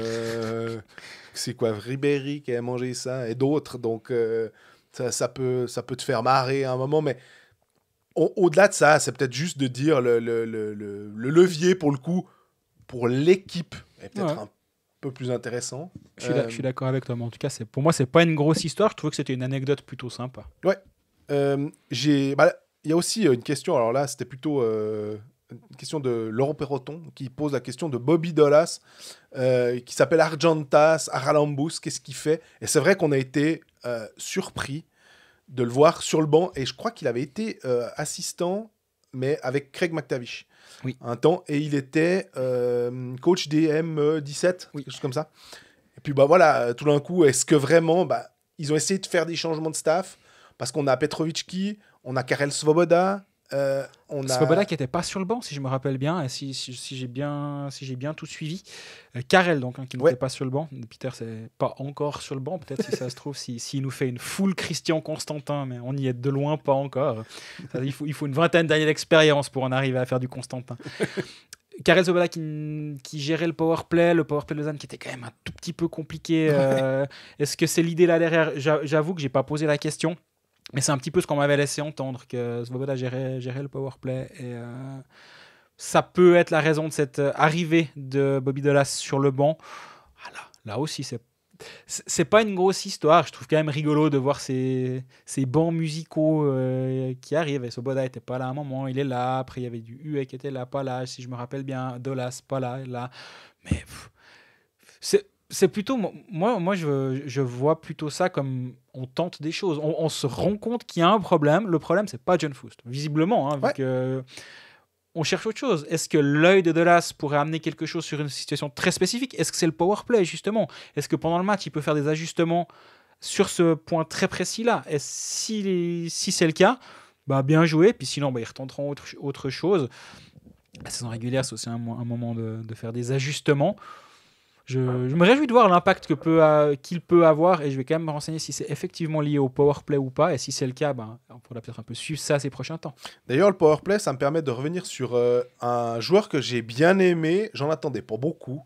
J'étais surpris que Lausanne, après avoir fait un try-out de 2 semaines, le signe. Moi, je me suis dit, Francis Paré, honnêtement, premier match, il était assez anonyme, et là, contre Genève, il a amené, c'est lui qui a ouvert la marque sur une reprise parfaitement ajustée, tir de Gernat, qui était intelligemment mis sur le côté finalement, et l'autre reprend. Et l'influx qu'il a amené, l'envie, je trouvais, il a eu encore des autres occasions de pouvoir marquer, de peser sur le match. Je me dis, si ce Francis Paré-là amène ça, il n'y a pas de raison de le sortir de l'alignement. Et qui peut effectivement amener quelque chose à ce club. Je trouvais qu'il y avait un peu de la niaque et qui manquait peut-être en fait à d'autres joueurs quand ça allait pas trop bien. On avait l'impression qu'il amenait quelque chose, quoi. Je vais enchaîner par une question à ça. Très bien, Frolic était malade, donc le choix était facile. Gernat fait un très bon match, et puis tu commences, vu que tu n'as plus Barberio, je pense que Gernat, il a sa place. Mm-hmm. Emerton, on l'aime bien, on le laisse. Ça laisse Ziri Sekac, mais... Sekac, alors pour moi, ce serait mon choix. Hein. J'ai assez dit à ce micro que je ne voyais pas trop quelle était sa plus-value à ce joueur et quel impact il avait vraiment dans le jeu du Lausanne HC. Mais si tu aimes bien Francis Paré, il faut choisir qui tu prends pas à la place. Frolic, il est quand même là encore la saison prochaine. Alors tu me diras, Sekac, il a signé 3 ans. Hein. Mais tu peux pas les laisser en tribune, ces deux gars, donc il va peut-être falloir faire un tournus, j'en sais rien. Mais moi, c'est ce que j'ai bien aimé voir. Peut-être que toi, tu me diras, il est limité, autant avoir Sekac et Frolic, tu vois. Sur ce match-là, j'ai rien à dire. Je l'ai effectivement trouvé tout à fait à sa place. Moi, on me dit quand même qu'il est pas physiquement haut niveau. Mais maintenant, le on me dit, ça vient d'une personne de confiance dans l'Est qui suit beaucoup la KHL et puis qui scout la KHL. Je lui fais très confiance, il est très bon sur ce plan-là. Maintenant, est-ce qu'il était hors de forme? Est-ce que c'était compliqué? On le dit quand même assez souvent, les joueurs qui viennent de KHL, il faut faire très attention, parce que c'est pas parce qu'ils ont fait 37 matchs, 2 points à Novosibirsk qu'ils vont pas être bons en Suisse. On a pas mal d'exemples comme ça. Donc, laissons-lui du temps. Mais je crois que je le disais d'ailleurs l'autre soir sur le plateau des pécalistes, pour ceux qui écoutent, je suis désolé. Mais moi, dans un sens comme dans un autre, moi, un étranger, je lui laisse toujours un petit peu de temps. Et comme on l'aurait pas descendu après son premier match en disant ah Paris il est complètement nul parce qu'on l'a pas vu sur son premier match, là on va aussi se calmer dans l'autre sens. Mais en tout cas, une chose est sûre, il a bien aidé Lausanne ce soir-là parce que c'est lui qui est au bon endroit au bon moment pour marquer le 1-0 puis débloquer la situation. Parce qu'à ce moment-là, t'es contre Genève, il y a 0-0. Genève, le but c'était quand même ça, hein, c'est tu prolonges le match le plus longtemps possible et puis tu essayes d'en profiter une fois. Là, il les a vraiment bien aidés. Tu vas parler de Boson parce que tu mentionnais le deuxième but. Lui a toujours pas signé. Non. Moi, je suis un peu perplexe parce que j'ai l'impression qu'il amène quand même quelque chose. Enfin, c'est toujours un gars, il va quand même mettre ces quelques buts qui seront assez utiles durant la saison. Visiblement, l'évaluation qu'en fait Petr Svoboda doit pas être la même que la mienne parce que il a toujours pas proposé de contrat. On lit qu'il aurait peut-être des touches ailleurs. Qu'est-ce que... Alors moi, la situation de Boson, elle est intéressante parce qu'on m'a dit c'est bon, il a re-signé à long terme. Je dis bon, ok, je vais essayer de sortir l'information comme d'habitude, j'essaie de me la faire confirmer.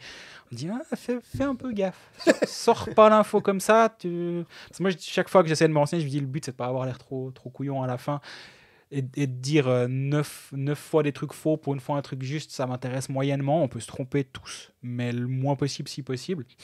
Et elle m'a dit ouais, si j'étais toi, je la sortirais pas. En tout cas, fais gaffe. Bon, hein, je cherche encore un peu. On m'a redit il a signé là. Après, on me dit il a signé dans un autre club, peu importe lequel. C'est vraiment pas important, sinon je l'aurais écrit. Mm-hmm. Puis attends, il a signé à Lausanne ou il a signé là-bas? Ah bon, je sais pas, c'est entre deux. Ah, on sait pas. Puis après, on m'a redit il a signé à Lausanne. Je dis là, je vais le sortir quoi. Puis le lendemain, on me dit un autre club me dit son agent est en train de le proposer à tout le monde. Donc non, c'est pas visiblement pas signé. Donc je crois vraiment que l'état de la situation, mais c'était il y a un mois, donc ça peut se passer ça peut évoluer assez vite. Il y a un mois, il n'était pas signé, il était même proposé à d'autres clubs. Est-ce que lui il se dit à Lausanne ça commence à devenir un peu bouché. Il y a Pedretti qui a été engagé, il y a Ugly qui a été engagé. Ces deux ailiers, Pedretti.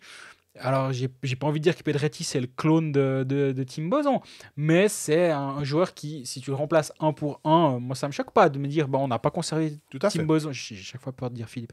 On n'a pas conservé Tim Boson, on a engagé Marco Pedretti 1-1. On prend les considérations salariales n'entrent pas dans cette discussion. Ça me choque pas. Du coup, est-ce qu'il y a encore de la place pour Tim Boson? C'est vrai que maintenant que tu relèves ça, après, est-ce qu'ils veulent Pedretti à la place de Tim Boson? Je sais pas. Moi, d'avoir deux joueurs de ce, comment dire, pas de cet impact, mais plutôt de cette capacité physique. Alors, est-ce que Boson est véritablement un joueur physique? Est-ce qu'on pourrait dire que Pedretti remplace plutôt un Douai? Dans l'absolu, je sais pas. Mais je me dis qu'on n'a jamais, on manque jamais de joueurs capables de venir un peu devant le goal. Ah non, ça je suis d'accord avec toi. Et de venir un peu faire le sale boulot quand les matchs deviennent un peu plus défensifs, quand il faut aller un peu charogner devant le goal. C'est vraiment que là, ce serait utile d'en avoir un ou deux, s'il y en a un qui n'est pas en forme, qu'un autre prend le relais, etc. Enfin, bref, dans la construction d'équipe. Mais je comprends que si après tu as Pedretti, Boson, Douai, est-ce que ça fait peut-être pas un peu double emploi dans certains cas? Je peux tout à fait le comprendre.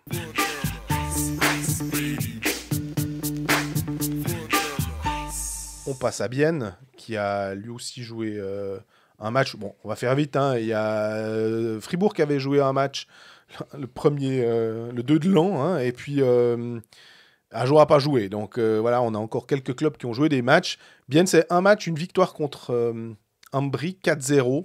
Rien à redire sur la qualité de cette victoire biennoise, bien évidemment qu'on va en parler, et puis Bienne qui va jouer ce soir contre Berne. Exactement, les auditeurs précoces de Colfax seront récompensés, comme ça ils ne seront pas spoilés par le match contre Berne de ce mercredi soir.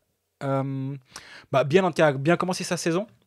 Son année, sa saison va bien commencer aussi d'ailleurs, avait bien commencé son année, victoire très solide, Ambry à la maison, c'est toujours un peu le piège, après 2 tiers honnêtement, tu te dis qu'est-ce qui se passe, ça devient compliqué, ils ont eu plein d'occasions, notamment Gaëtan Haas qui en a raté à l'appel.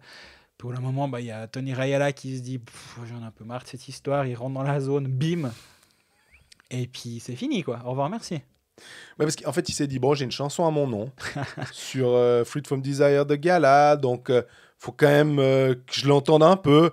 Si vous avez l'occasion de lire, vous pouvez retrouver sur notre Facebook notamment l'interview de... Bon, elle est sur le site de Blick, hein, mais si vous voulez la retrouver peut-être plus facilement, l'interview de Tony Rayala, ou un texte, est-ce que c'est une interview ou c'est un texte maintenant un texte, qui est assez intéressant pour sentir en fait que le Finlandais est pas un homme... c'est pas un taiseux comme c'est qu'un type qui a besoin justement de ses émotions là. C'est assez. J'ai fait quasi 10 minutes d'interview avec lui. Et pour donner une échelle, moi je trouve que c'est déjà long. Dans le sens, je pars du principe qu'au bout de 5-7 minutes, si les questions sont à peu près cadrées et les réponses sont globalement bonnes, je pense que tu as un peu la même expérience que moi, tu peux déjà avoir quelque chose qui a un peu de substance. Oui. Et quand ça dure au-delà de 5-7 minutes, tu dis bon, le gars, il a bien parlé, et il y avait de quoi, il y avait une discussion, et il y a vraiment une discussion, c'était intéressant. Et je le connais un tout petit peu, mais pas tant que ça, finalement, Tony Rayala. Et ouais, c'est parce que tu t'attends au moment où tu vas parler à un Finlandais. Et je suis pas sûr, c'est vraiment un stéréotype terrible, mais bon, voilà, c'est comme ça. Bon, qui a été entretenu aussi par certains. Absolument. Nous, on pense aussi souvent à Janne Ahonen, le sauteur à ski, qu'on appelait le Sphinx, parce qu'il était imperturbable, puis il souriait jamais. Il avait je sais pas combien de victoires en Coupe du Monde, il souriait jamais, donc ça participe un peu à ça. Kimmo Rintanen, du côté de Cloten, qui a rigolé une fois, je crois. Bref, donc voilà, c'était très intéressant. Puis lui, il m'expliquait justement de marquer dans une patinoire vide. Il dit ouais, t'entends tes coéquipiers qui braillent, mais c'est à peu près tout. Et puis, c'est. Alors forcément, on s'habitue, c'est notre travail, mais quand même, c'est pas évident. Et moi, je l'entends qu'il a. Alors, c'est un peu de la. Comment dire, c'est de la psychologie de comptoir de dire il n'y avait pas de fan, il était plus dans le dur, donc c'est pour ça qu'il marquait pas. Mais ça fait partie d'un tout. Et moi, j'entends par contre que cette année, il revit, entre guillemets, aussi parce que Antti Turminen est à la bande. C'est quand même un coach qui l'aime et vice-versa. Donc, il sait comment utiliser. Et vraiment, à aucun moment, Lars Lundberger a été remis en question de se dire « Ah, c'est à cause de lui ». Pas du tout. Mais il se trouve que c'est un de ses compatriotes. Ils s'entendent bien depuis de nombreuses années. Puis, comme il me disait, il revient du cancer. Et puis, il s'est battu pour être là. Puis maintenant, on le voit à la bande. Donc, on a tous envie de se battre pour lui. En plus qu'il était déjà apprécié avant. Il y a une sorte d'unité qui se crée autour de ce coach. Et ça bonifie Tony Rayala. Il y a un autre joueur qui marche bien, c'est Künzle, qui a typiquement, il est encore allé de son petit doublé, qui fait toujours plaisir. Maintenant, Bienne recommence à récupérer une bonne partie des blessés aussi. C'est assez intéressant pour eux, et on a une des informations. Il y en a eu plusieurs. Il y a eu Simon Ritz qui a débarqué, ou qui va débarquer. Qui va débarquer. Il y a Kessler qui a prolongé. C'était aussi un des noms, justement une vingtaine de points cette année, qui peut être utile pour remplacer Ugly, par exemple, dans l'alignement, en disant, on a perdu Ugly, mais on avait son remplaçant tout désigné qui était déjà dans le contingent. Et puis surtout, évidemment, la grosse information de cette fin d'année et de ce début d'année, en l'occurrence, mais ça a été annoncé l'année passée, c'est Olofsson qui a signé pour 2 ans, c'est juste ? Exactement. Quand même, le meilleur compteur du championnat, que tu arrives à pâter dans ton club. Joli coup de Martin Steinegger. En plus de Salinen, Rayala, Yakovenko, Löw. Voilà, ils sont bientôt complets. Si on s'arrête à 5, et il en restera une licence si on va à 6. Donc là, le quintet d'étrangers, ou en tout cas... les étrangers qui sont sous contrat de ceux qu'on connaît, c'est plutôt joli. Je dois dire que parce qu'on a vu de quoi Yakovenko était capable, parce qu'on a vu de quoi Löw était capable, Salinen, il était un peu freiné par une blessure aussi, mais on se fait pas trop de soucis pour lui. Rayala, on le connaît. Et puis t'ajoutes à ce mix-là, qui est déjà pas deg, le meilleur compteur du championnat. Alors, je pense que lui... en fait, il n'a pas envie de rester en Suisse, il a envie de rester dans le canton, Berne. Parce qu'il se dit, alors, il y a 3 clubs National League, ok, alors Berne j'ai fait, Langnau j'ai fait, je vais aller voir un peu à Bienne. Et puis, il faut quand même aussi reconnaître que, hockeystiquement parlant, il ne va pas s'ennuyer. Il n'a pas fait le pire choix de carrière, dans la mesure où Bien, on l'a vu cette année, ils sont quand même assez solides pour être dans le top 6. Pas de raison que ça change de manière incroyable l'année prochaine. Non, effectivement. Il sera en tout cas, il a plus de chances de faire les playoffs à Bienne qu'à Langnau, sans être méchant avec Langnau. Par contre, il va falloir qu'il joue un peu différemment. Il sera pas la focale de l'offensive à Bienne, Non. c'est clair et net. Il va jouer autrement. Et on rappelle que la saison d'avant à Berne, c'était 32 matchs, 23 points, 10 buts, 13 passes. C'est OK, hein, à part ça, tu pars sur une saison à, allez, on va dire 38 points, quelque chose comme ça. C'est loin d'être moche, mais personne n'aurait pu imaginer qu'il fasse cette saison-là, actuellement 23 buts. C'est vraiment de la folie. Et voilà, je pense effectivement que c'est un très bon renfort pour Bienne. Attendons quand même pas 1.2 par match du côté de Bienne, ça va pas arriver. Mais est-ce qu'ils attendent vraiment ça? Je pense pas. Non, je suis pas sûr. Hein. C'est par contre de te solidifier un powerplay, d'avoir une arme supplémentaire, d'avoir quelqu'un. En plus, en tant que Suédois, normalement, c'est quelqu'un qui respecte assez bien les consignes. Après, il faudra avoir le travail défensif. Est-ce que le travail défensif à Langnau, qu'on demande aux étrangers, est le même que ce qu'on va demander dans un club comme Bienne, justement parce que tu es un meilleur club, parce que tu vas aller plus loin dans la saison? Forcément, je pense que là, on peut déjà répondre à cette question et dire qu'il devra plus s'impliquer, ce qui est complètement normal. Mais je me fais pas trop de soucis pour son adaptation, dans la mesure où c'est quelqu'un qui va être assez responsable, je pense. J'ai aussi cette impression, effectivement. Et puis, c'est pas un jouvenceau, disons, il aura 30 ans. C'est un joueur quand même d'expérience, finalement. C'est une sacrée signature, hein, pour Bienne. Et c'est intéressant de voir comment ils ont bâti leur équipe, finalement. Est-ce que c'était un peu la pièce qui pouvait manquer, justement, à la place d'un Ugly sur une des premières lignes? Tu arrives avec lui pour remplacer, ça va, je crois qu'on est bien. Et toi, tu donnais l'exemple de Tino Kessler avant. Ça peut aussi être ça, l'idée de se dire Tino Kessler remplace poste pour poste Michael Ugly, parce qu'on s'est rendu compte que il peut produire autant que lui différemment, mais quand même à cette position-là, ou Luca Ischier, il y a ces deux options. Ouais. Et derrière, tu amènes de la profondeur avec Olofsson sur une de tes deuxième voire troisième ligne, parce que le numéro des lignes est peu important, parce qu'après, tu as Brunner, Kunti, Künzle qui va être là encore pour 10 ans. Mais Asrejala, Olofsson peut-être, puis après, tu as encore Salinen et tout. Ouais, non, ou alors tu dilues sur ta deuxième, Olofsson, Salinen sur une deuxième avec Kessler, par exemple. Offensivement, ça devient vraiment, vraiment intéressant. Mais il n'y a toujours qu'un puck. Exact.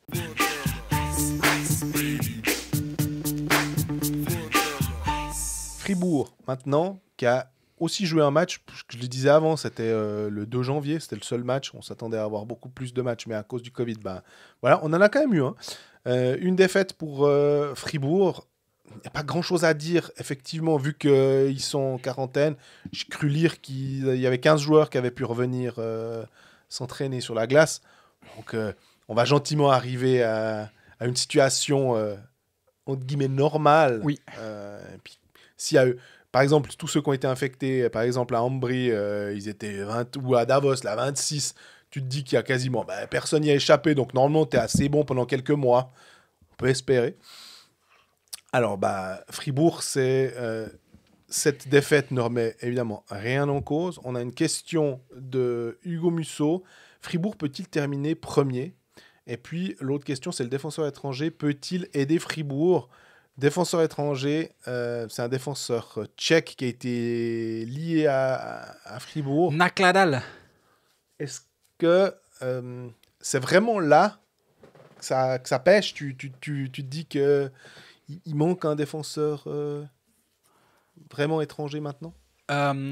Je sais pas vraiment quoi dire. Parce que moi, avec Diaz et Gunderson, je suis là à me dire que voilà, tu as déjà ton top 4. Déjà, pour commencer, Nakladal, Christian Dubé confirme l'intérêt, mais eSport en Tchéquie, qui a été relayé par Suisse Hockey News, qui est quand même au taquet, aux quatre coins de l'Europe, voire du monde. J'aime bien leur travail à eux, pour le coup, parce qu'on dit pas que du mal tout le temps des gens qui reprennent nos news, parce qu'eux, ils refont un travail journalistique derrière, ce qui arrive, et de recherche aussi. Donc, surtout, c'est toujours sourcé, hein, en plus. Bien sourcé et pas pompé. Même si maintenant le sourçage, pour revenir sur le cas d'avant, le sourçage est meilleur parce qu'on a déjà couiné quelques fois. Mais quand tu commences à pomper la substance de tous les articles, ça commence à être un petit peu compliqué. Il y a eu un cas récemment aussi avec La Liberté, où en gros, tu as toutes les quotes qui sont reprises gratuitement sur un site. Ben non, les journalistes, ils font un travail. Et puis, on a un rôle et je trouve que c'est un peu des fois dévalué. Mais bref, donc Swiss Hockey News qui parle de ça, Dubé confirme l'intérêt, que le nom lui est effectivement passé entre les doigts, mais qu'il n'y a absolument rien de signé, qu'avant les JO, lui a dit qu'il ne bougerait pas. Je crois que dans La Liberté, il dit même... Et en même temps, plus j'attends, moins ça me coûtera cher. C'est la théorie qu'on fait aussi pour la 6e licence la saison prochaine. Hein. Je crois que je l'ai faite au dernier épisode. Si je me rappelle bien, ou je ne sais plus où j'ai fait cette théorie-là. Peut-être au bureau. Bref, je ne sais plus. Mais effectivement, plus tu vas attendre la saison prochaine pour dégainer ta 6e licence, l'enveloppe ne bougera peut-être pas si tu as décidé que ton 6e étranger te coûte 180 000 francs.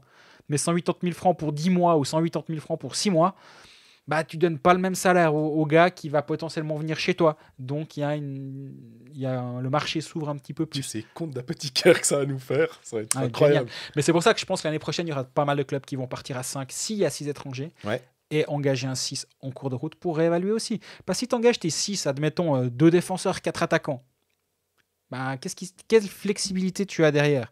Par contre, si tu fais 2-3, 1-4, puis tu dis, bon, on verra, ma défense, elle est quand même pas mal. Est-ce qu'il faut vraiment un deuxième? Je suis pas sûr.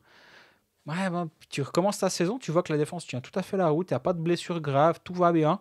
Ton gardien a un problème, tu dis, ma 6e licence, je prendrai un étranger au goal. Ou alors, je prends un attaquant supplémentaire, un ailier, un centre, un joueur de box-play. Enfin, tu as une liberté qui est totale. Et je pense vraiment que ça va être une des options qui va être favorisée par certains clubs la saison prochaine. C'est hyper intéressant pour nous. Je pense aussi, absolument. Ça permet d'évaluer un petit peu plus le travail des GM normalement en disant tu vois, il a pas cramé sa licence, il a préféré attendre un peu pour avoir tel et tel. Sans doute même que je pense qu'il y a certains clubs on va leur proposer et ils vont se bagarrer qui va faire la meilleure offre pour tel profil. Ça va être assez chouette. Fribourg, il y a aussi une news qui est sortie sur Christian Dubé et ce serait qu'il aimerait peut-être retourner au Canada pour ses enfants, ce qui amène un point, ce qui permet de soulever un point sur la qualité de la formation. Dans le matin dimanche, il en parle. Sur justement la formation, parce que ses enfants jouent au hockey, il a 2 fils qui sont plutôt doués, il y en a un qui est peut-être même vraiment pas loin d'être un futur très bon joueur, et qu'il se dit que connaissant les systèmes en Suisse et à l'étranger, et notamment au Canada, que c'était beaucoup mieux pour eux d'aller se frotter directement au Canada finalement plutôt que de rester en junior élite ici, parce qu'on a l'impression que c'est difficile d'être vraiment... Ouais, il manque un palier en fait pour... Tu peux pas les envoyer tout de suite en National League parce que c'est quelqu'un qui est bon sur le power play, quelqu'un qui est bon offensivement, qui doit jouer sur un des 2 premiers trios. Or, on ne peut pas t'offrir ça parce que soit il y a les pré-playoffs à lutter et du coup les entraîneurs vont pas te mettre comme ça, ils vont pas te développer, donc tu vas mal te développer et il vaut mieux aller bien se développer. Et le Canada est tout trouvé, et les exemples sont nombreux. Hein, on va pas tous les citer, mais on peut prendre simplement un peu Ischier, maintenant Théo Rochette, Timo Meyer, Andrighetto, etc. Du coup, on a vu, et même des fois, des gars qu'on a oubliés, à se dire, mais oui, c'est vrai que Jason Fuchs, par exemple, il était allé aussi 2 ans là-bas. Ou un Noranda, c'est possible. Exactement. Donc, on voit que c'est mieux pour eux, et quand ils reviennent après, ils sont tout de suite plus utiles dans leurs équipes.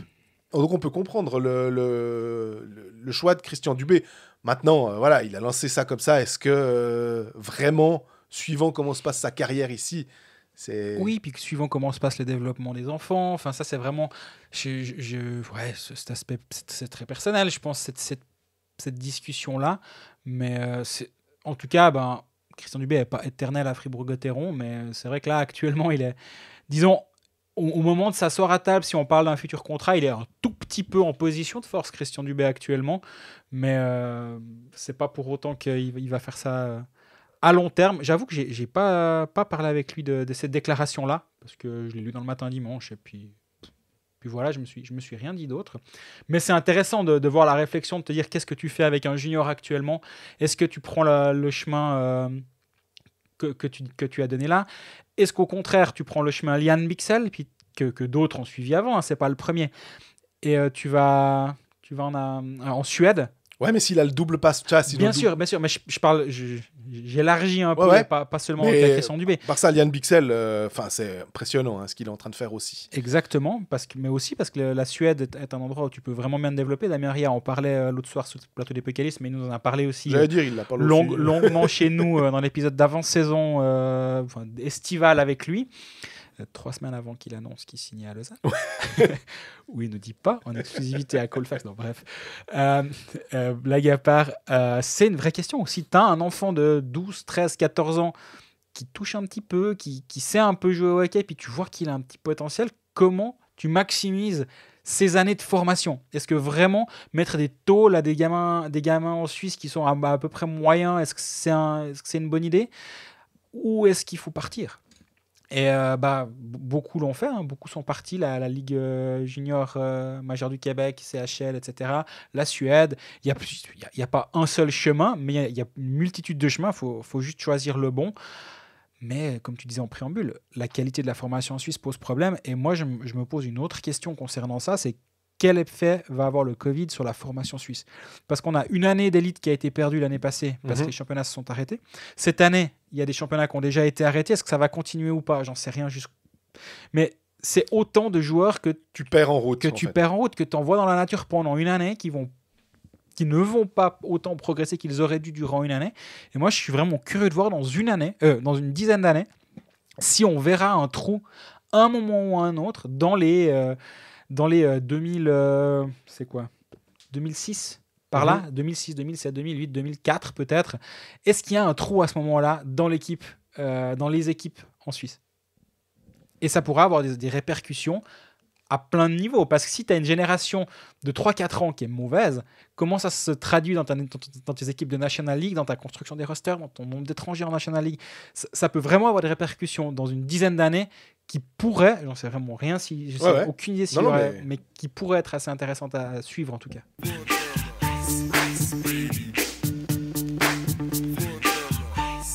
On termine alors.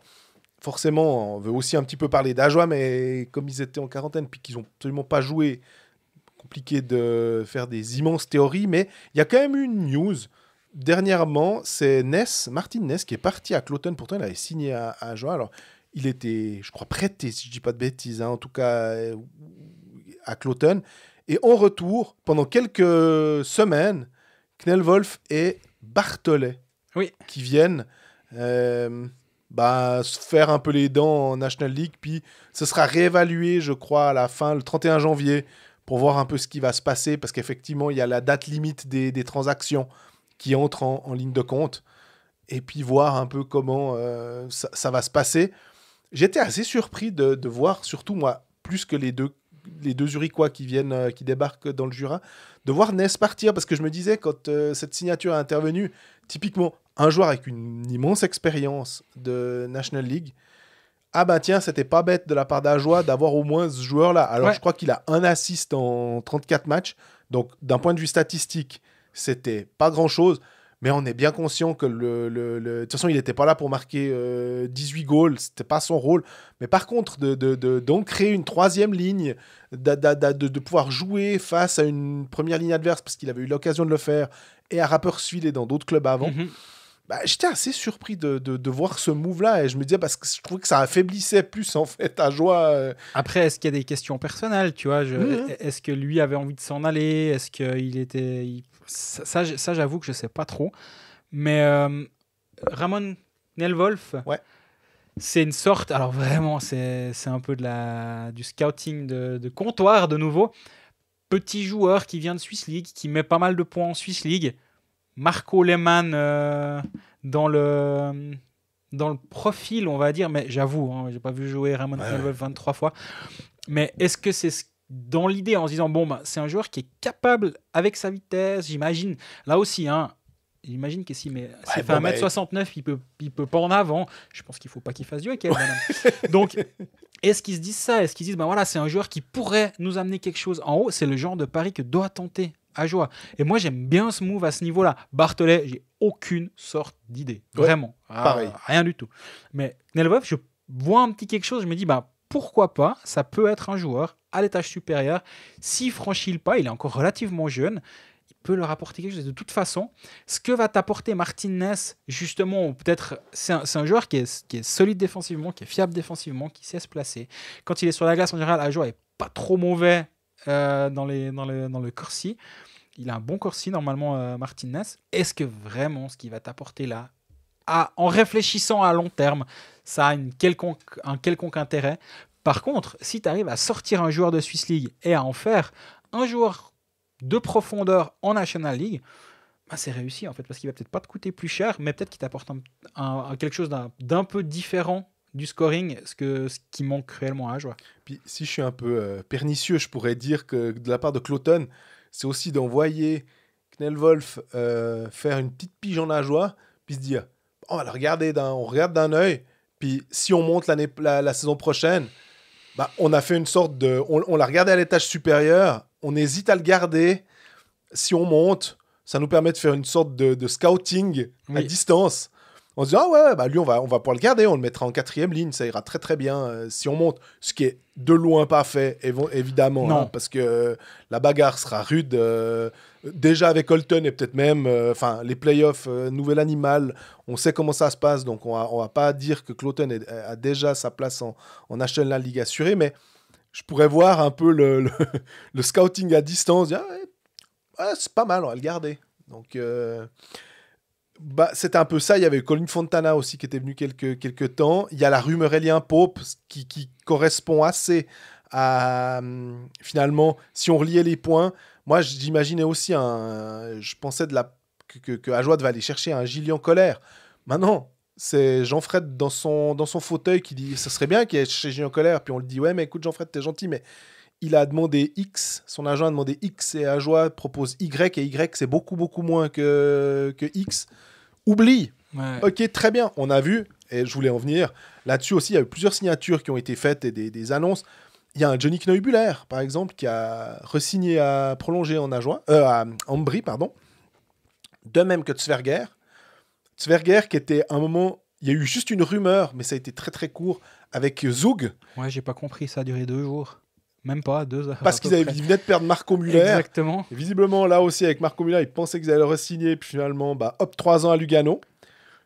Après, on peut aussi se poser la question, est-ce que l'histoire de Gregory Hoffman a été un domino où on se dit « Ouh, attention, non, tu peux y aller, merci, nous on a Hoffman qui revient ». C'est très possible. Exactement. C'est relier les points, c'est ta spécialité. Donc, il y a un peu ça.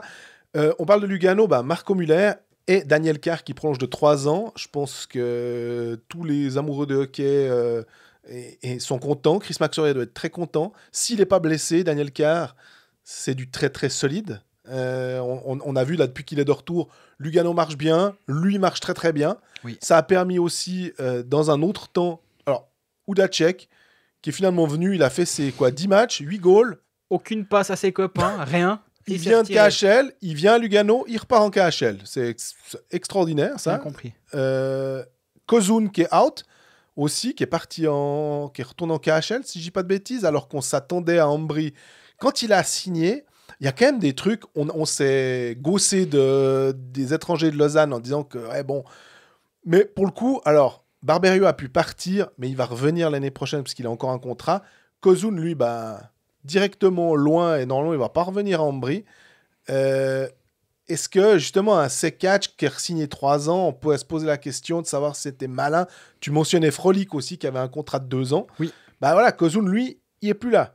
Donc et Ambry dans la même quasiment dans la même semaine ou dans le même mois nous annonce déjà l'arrivée de Schlapik. Oui. Ça peut être un étranger aussi intéressant du championnat. Je me réjouis de voir comment il va s'adapter dans ce championnat. Il y a Sari Järvi à Langnau aussi, qui est un autre étranger que je me réjouis de voir. Ouais, lui, il va vraiment être très très solide de ce que j'entends. On a l'impression qu'il y a eu Sarella, qui est malheureusement blessé en ce moment, mais on attendait beaucoup de Sarella. Il y avait eu le Kanetinen qui nous avait ébloui pour ses premiers matchs avec Ambry. Là, il y a Sari Järvi. Ça peut être... assez solide. On a vu Noro aussi qui a signé à Rappi. Ouais. Ça, Il s'est passé de ces trucs. Faut vraiment qu'on arrête de prendre 2 semaines de pause ou 3 ouais, semaines. mais en même temps, tu vois, ça veut dire qu'on aurait eu quoi? Juste à dire que Noro Asnia Ouais, Rapi, non, on bien n'allait sûr. pas faire 25 minutes là-dessus. Donc, c'est plus pour dire que Rapi, finalement, est-ce que ça devient une destination où, on va dire, il y a 2 ans, le gars, il faisait Rapi, t'es sérieux? Moi, tu veux que j'aille Rapi? Écoute, Tchervenka, il se plaît là-bas, mais moi, il n'y a pas un truc ailleurs. J'ai l'impression que ça devient une destination qui n'est pas du tout ridicule. Je maintenant. pense que financièrement, ils peuvent maintenant régater avec pas mal d'équipes. Et il reste toujours autour de ce lac de Zurich, qui est une destination qui est finalement loin d'être crade, hein, de vivre sur la Goldküste zurichoise. Alors que tu travailles à Oerlikon/Altstetten ou à Rapperswil, quand tu viens d'Ontario ou j'en sais rien d'où, c'est un tout petit peu égal. Et donc, ouais, si financièrement Rapi peut commencer à rivaliser sur certains dossiers comme Maxime Noro, bah, va falloir les suivre quand même d'assez près. On aime bien hein, ce qu'ils construisent depuis plusieurs années, mais là, c'est quand même une étape supplémentaire, je trouve. Puis d'ailleurs, et aussi, Steve Moses, prêté à Ambry, il devait faire la Coupe Spengler parce qu'il était blessé très tôt.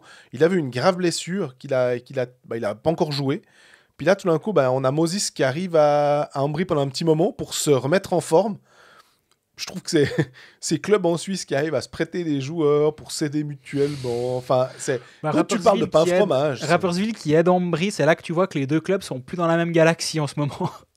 Et puis encore, juste, on a parlé de Grenier, mais il y a encore juste 2 signatures à Berne. C'est Sgragen et puis Marco Lehmann, 3 ans. Grenier est passé un peu comme chat sur braise quand même. C'est étonnant quand même qu'il n'ait pas eu d'offre ailleurs. Est-ce que les clubs ont eu un petit peu les mains moites au moment de lui tendre un contrat en se disant ouais mais est-ce que vraiment ce qu'il est en train de faire à Langnau est réplicable chez nous? Est-ce que de la même manière que Olofsson finalement, hein. C'est les mêmes questions qui ont peut-être été posées autour de Alexandre Grenier. Je n'ai pas la réponse à ces questions, mais par contre je vois de l'extérieur, tu as un joueur qui est dominant à ce point dans un club comme Langnau qui re-signe pour 2 ans à Langnau. Pour moi, c'est qu'il n'a pas eu d'offre ailleurs. S'il avait une offre ailleurs, je suis convaincu qu'il aurait signé ailleurs. Donc, c'est pas Langnau qui, comme on vient de dire pour Rapperswil, c'est pas Langnau qui est passé dans une autre dimension en re-signant Alexandre Grenier. Je pense vraiment que les offres n'ont pas été au rendez-vous ou pas à la hauteur que ce qui était espéré. Puis il s'est dit, allez, on reste encore 2 ans ici.